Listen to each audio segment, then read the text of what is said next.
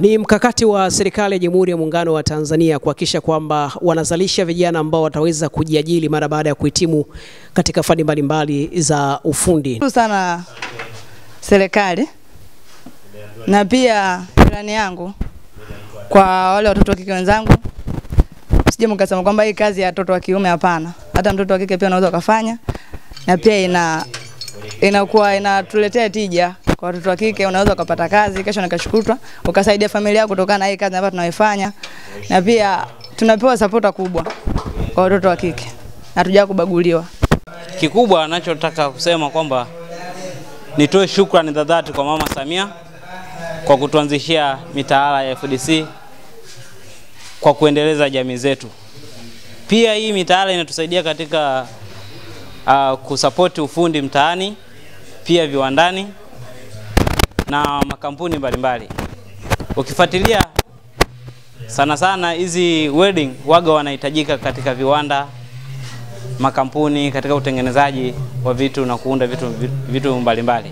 Indoka level 3 inabidi nikashone mtaani, tunafundisha na watu ambao wanahitaji uwezo, uzoefu wa kushona. Changamoto tutapoenda huko tunakuwa watu hatuamini vizuri kama tunauelewa tulotoka na shuleni na nyumbani tofauti.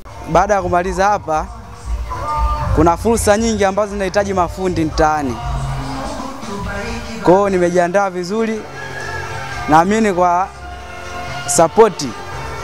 support nzuri kutoka kwa Mama Samia tenda kuzitumia fursa mtaani. Sasa hivi mafundi ndio wanahitajika wengi mtaani, na ndio maana hata Mheshimiwa Waziri Mkuu elimu ya ufundi ameipa kipaumbele.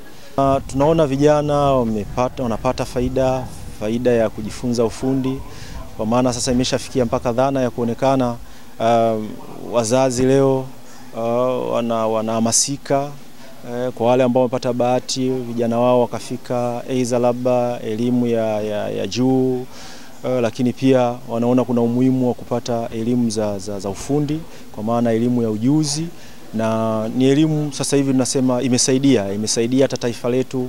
Ukija kuangalia unakuta zile jobless zimepungua, vijana wamehamasika, vijana kweli wapo kwenye kazi. Huwezi ukakompea na miaka 20 kule nyuma. Leo tunaona vijana wanapambana na tunaona maendeleo ya kijana mmoja, na alikadhalika tunaona maendeleo ya taifa kwa ujumla, kwamba sasa hivi tunasogea.